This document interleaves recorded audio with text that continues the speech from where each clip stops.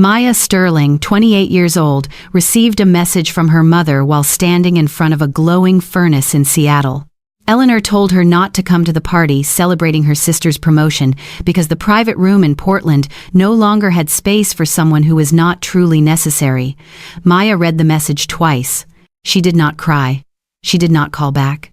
She set her phone down on a scorched steel table, pulled on her gloves, and pushed the blowpipe into a mass of glass as soft as honey.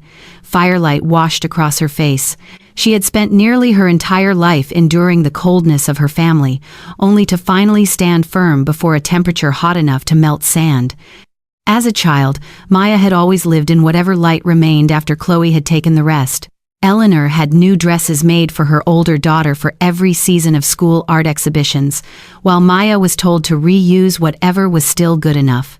Worn paintbrushes, dried boxes of color, and the shards of glass Chloe discarded all became the possessions of the quiet little girl. Every afternoon, Maya sat by the window, placed the broken pieces of glass in the sunlight, and slowly turned them from angle to angle. She knew which pieces held impurities, which ones changed color under heat, and which ones held light longer. Richard thought it was a strange pastime. Eleanor worried she would stain the carpet. Only Grandma Clara quietly brought her a wooden box to store those colored fragments. When Maya was 17, she said she wanted to apply to a glass design academy in Seattle. Richard laughed at the dinner table. He told her that playing with fire and glass was an expensive hobby, not a profession. Eleanor did not object, but her silence was sharper than a refusal. Chloe was talking about the scholarship she had just received, and within seconds, the entire table had turned back toward the older sister. Maya did not argue. She quietly submitted an application built around a collection made from glass fragments that had been discarded over the years. 3 months later, her acceptance letter arrived with an evaluation stating that hers was one of the applications showing the rarest material intuition in the incoming class. No one in the house knew that the collection they considered trash had placed her at the top of the admissions round. The letter was never framed. There was no celebration dinner. Richard only asked where the tuition money would come from. Maya found the answer herself. During the day, she loaded sacks of quartz sand at the harbor. At night, she worked as an assistant in an old glass workshop, scrubbing floors, clearing ash, and keeping the furnace alive. Her hands split from the heat, and her fingertips blistered, but she never asked her family for a single dollar. Maya's first teacher was Elias Ward, an aging artisan known for being difficult. He rarely offered praise. If a vase held air bubbles, he pushed it aside. If the rim was even slightly off-center, he smashed it in front of her. At first, Maya thought he was cruel. Later, she understood that he was the first person who believed she was strong enough to meet the standards of true handcrafted glass art. Elias taught her that fire did not care who had once looked down on the craftsperson standing before it. Sand knew nothing of the sterling name. In front of the furnace there were only skill, breath, and precision. Night after night, Maya learned to overcome her family's neglect by turning it into discipline. She breathed life into sand, not to prove them wrong, but to create a world that belonged to her for the first time. Years later, the very people who had called that choice meaningless would sit beneath the light of her creations without knowing the name of the person who had made them. After graduation, Maya Sterling stood alone beneath the academy awning in the Seattle rain, holding a valedictorian diploma that still carried the scent of fresh paper. Other families held flowers, took photographs, and called out their children's names through laughter. Maya received only a brief message from her mother. Eleanor said the family was busy attending the opening of Chloe's new exhibition and promised to call later. That call never came. Maya folded the diploma, placed it inside a waterproof bag, and pulled her old suitcase toward the warehouse district by the harbor. She had rented a workshop that had once been used to repair ship engines. The metal roof leaked, the windows were cracked, and the concrete floor was covered in black oil. But in the middle of that ruin, Maya saw a place where no one had the right to tell her what kind of person she should become. She named it Aether Glass Studio. For the first 3 months, Maya barely slept. During the day, she patched the roof, scraped away rotting paint, and installed the ventilation system herself. At night, she stood before a furnace hotter than 1,200 degrees Celsius, turning the blowpipe with two swollen red hands. The heat soaked her clothes with sweat. Steam from the cold towels blistered her skin. Some nights, she fell asleep in a wooden chair beside a batch of glass that had just failed because the temperature dropped too quickly. Elias Ward appeared from time to time without warning. He never asked whether she was tired. He simply inspected the flame, studied the curves of her work, and told her in a few words that glass always remembered the hesitation of the person shaping it. Maya understood what he meant. She began to move more slowly when precision mattered, and faster when the glass began to lose heat. Every movement became a conversation between her body and the fire. She learned to hear the faint crack before a piece shattered. She learned to recognize the density of glass through the weight pressing into her wrist. Most importantly, she learned to rediscover her own worth during the hours when no one was there to witness it. Her family knew almost nothing about Aether. Richard believed Maya was renting a small corner of a workshop to make decorations. Eleanor occasionally asked whether she had found a stable job yet. Chloe once sent her a list of assistant design positions with a message saying it was still not too late to choose a more practical path. Maya did not explain. She had stopped bringing her gifts to people who had no desire to receive them a long time ago. The turning point came through a woman named Naya Redbird, an indigenous ceramic artist who was looking for a way to combine fired clay with glass for a community project in Portland. The larger studios had turned her down because the profit was too low and the technical demands were too complex. Maya agreed as soon as she saw the raw candle holders Naya had shaped by hand. The two women worked for weeks. Naya brought in clay that was deep red, like the memory of mountains. Maya created clear glass tubes that wrapped around the ceramic cores without cracking them under heat. They failed many times. Some batches shattered inside the furnace, others changed color.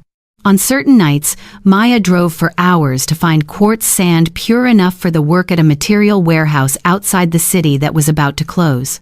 At last, the finished candle holder collection was named Interwoven Currents.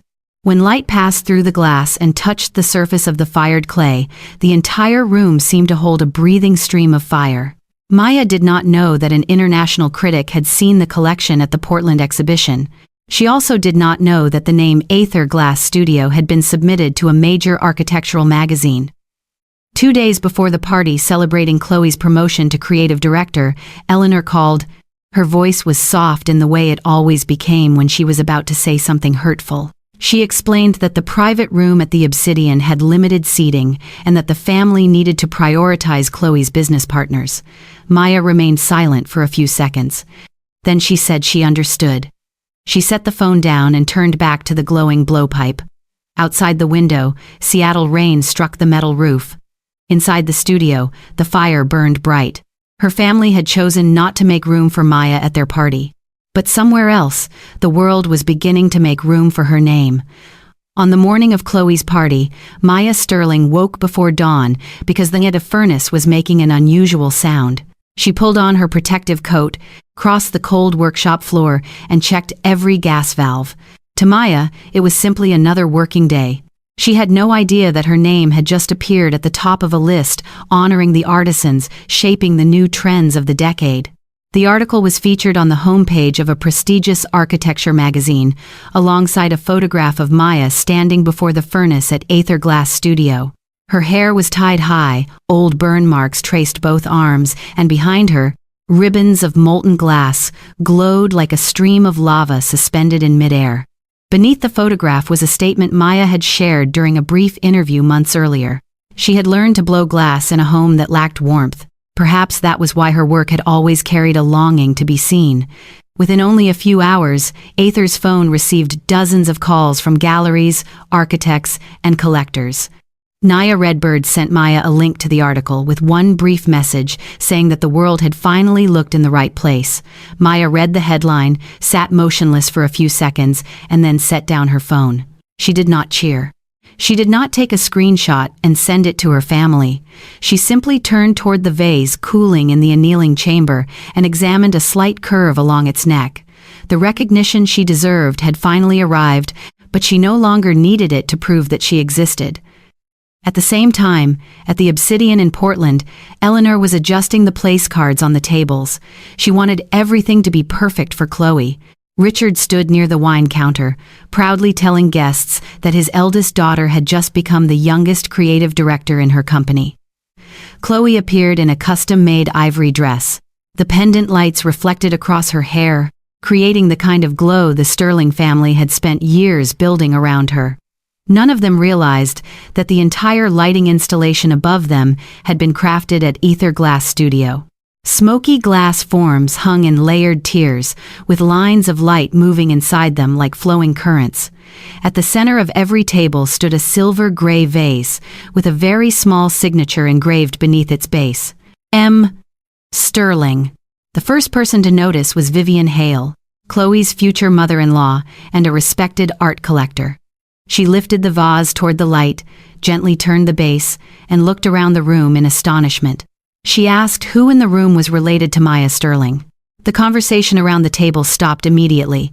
Vivian opened the article on her phone and said that Maya had just been honored as the year's most outstanding artisan. She added that one piece from the Interwoven Currents collection had already been requested by a European museum for a long-term exhibition. Eleanor tightened her grip around her glass of water. She forced a smile and said that Maya was her second daughter. She worked freelance, mostly handmade objects. Vivian looked up at the lighting installation, which was worth more than the party's entire decorating budget.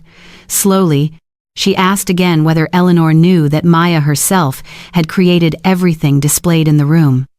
Richard turned toward the manager of the Obsidian. The man confirmed that Aether Glass Studio had been personally selected by the lead architect.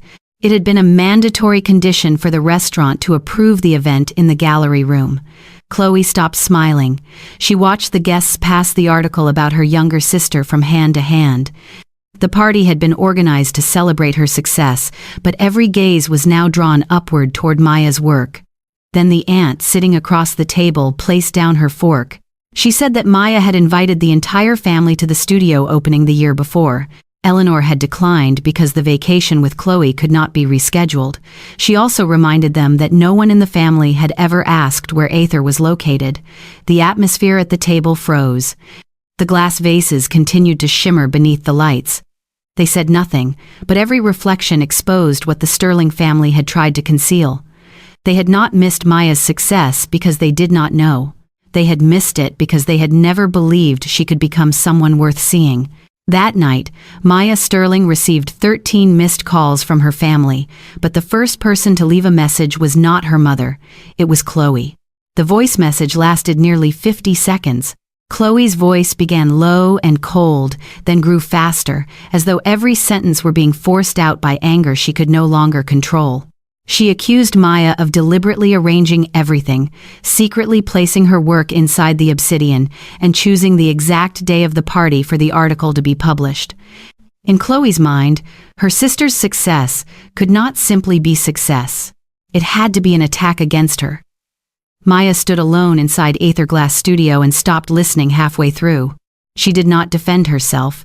She did not explain that she had not even known the Obsidian had purchased the lighting installation through an intermediary architect. She also did not say that the magazine's publication schedule had never been under her control. Maya deleted the message. Not because she hated Chloe, but because she was exhausted from having to prove her innocence every time the light happened to fall on her. The next morning, Eleanor called. She did not mention excluding Maya from the party. She did not mention describing her as a freelancer in front of the collectors.